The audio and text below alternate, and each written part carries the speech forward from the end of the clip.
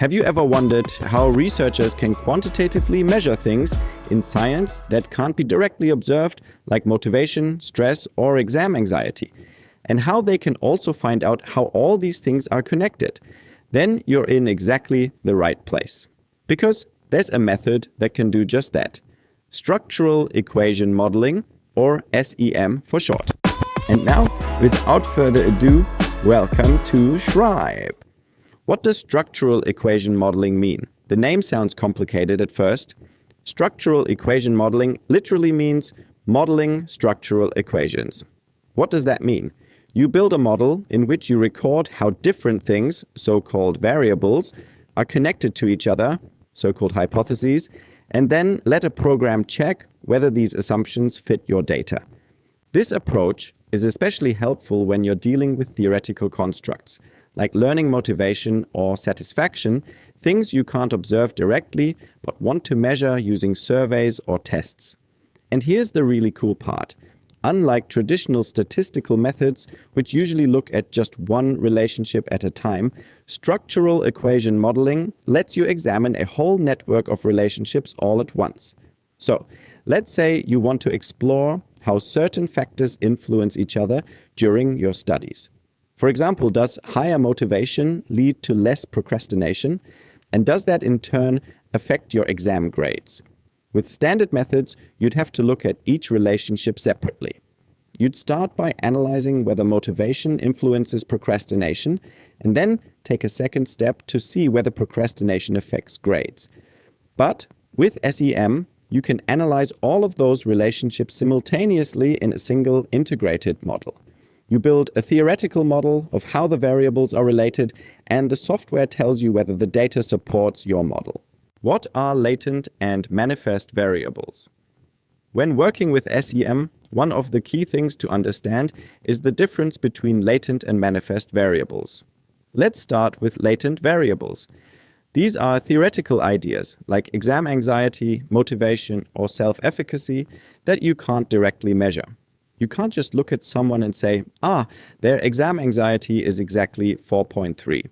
But what you can do is ask smart questions and use the answers to estimate that anxiety level. On the flip side, manifest variables are things you can measure directly. These include individual answers on a questionnaire, like ratings from 1 to 5. They show up clearly in your data. Now, here's how these two types of variables relate. A latent variable, like exam anxiety, is measured through multiple manifest variables. So, let's say you use a questionnaire that includes statements like, I have trouble sleeping before exams. I get physical symptoms when I think about exams. Or, I lose the motivation to study before an exam. Each of these statements is a manifest variable, a single measurable response. But when you combine them, they give you a fuller picture of the latent variable you're trying to measure. In this case, exam anxiety. How does SEM work in practice? Now that you know what latent and manifest variables are, let's look at how SEM works in practice. And don't worry, you don't need to understand every formula.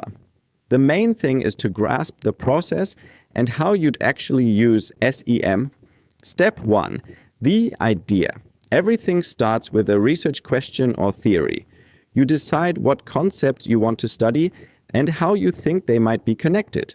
Maybe you want to find out whether students who are more motivated procrastinate less and whether that leads to better grades. So, you think about which variables you need to measure those concepts and how they relate to each other.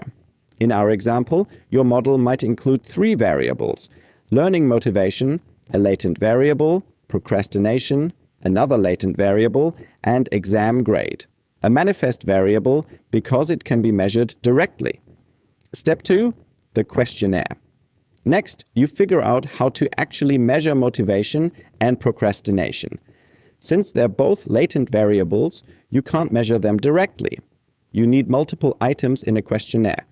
For learning motivation, you might include statements like, I'm interested in the content of my studies. I set specific learning goals. And I feel proud when I understand something new. And for procrastination, maybe, I usually start assignments just before the deadline. I get distracted easily while studying. And I put off unpleasant tasks for as long as possible. Now, here's a tip. You don't have to come up with these questions on your own. You can look for validated items in the academic literature, questions that have already been tested by other researchers and shown to measure exactly what they are meant to. As for the exam grade, that's simple. You might ask, what grade did you receive on your last module exam? That's a single directly measurable value, so it's a manifest variable.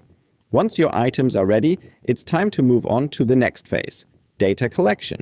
Before we dive into the next part, don't forget to give this video a like and subscribe if you're enjoying the content. Step 3. Data collection. This typically involves running an online survey with students. And here's something to keep in mind. Structural equation modeling usually requires a larger sample size than basic statistical methods. A good rule of thumb is at least 100 participants, and more is always better. The more data you collect, the more reliable your model will be. Participants respond to the items using a scale, usually from 1, meaning not true at all, to 5, meaning completely true. For the grade, they might enter an answer from A to failed. And now you've got your data set. Real numbers for motivation, procrastination, and grades. Step 4. Data analysis with software. Now let's talk about the software. Which one you use depends on what you're trying to do. If you're testing an existing model or theory, Amos is usually your best bet. It's built for confirmatory SEM, where you already have a hypothesis and want to see if the data supports it. But if you don't yet have a fixed theory and want to explore possible relationships, you might use SmartPLS instead. That's an exploratory approach. For instance, maybe you're investigating what factors influence study satisfaction, but you don't yet know which ones matter most. SmartPLS helps you identify patterns and form new hypotheses, which you could later test with Amos. Back to our example. If you already assume that motivation reduces procrastination and that less procrastination leads to better grades, then Amos would be the tool to use. You enter your model, link your items, and let the software run the analysis. Step 5. Checking the model fit. Now comes the big question. Does your model actually fit the data? To find out, the software provides fit indices. These are numbers that show how well your theoretical model aligns with the responses from your participants. Some of the key fit indices include the comparative fit index. You want this to be above 0.90. Then there is the root mean square error of approximation. Ideally, it should be below 0.08. And then you can use the chi-square test, which is often reported, but less useful if your sample is large. If your fit indices fall within those target ranges, you can be confident that your model fits the data well. At that point, you're ready to interpret your results. You might conclude something like, the higher the learning motivation, the lower the procrastination, and the better the exam grade. You'll also want to look at the path coefficients. Those are the numbers along the arrows connecting your variables. They tell you how strong each relationship is and whether it's positive or negative. A positive value means that as one variable increases, the other does too. A negative value means that as one goes up, the other goes down. And the closer the number is to -1 or +1, the stronger the relationship. So, for example, if you see a coefficient of -0.5 between motivation and procrastination, that means students with higher motivation tend to procrastinate significantly less. And just like that, you can see how well your hypotheses are supported by the data.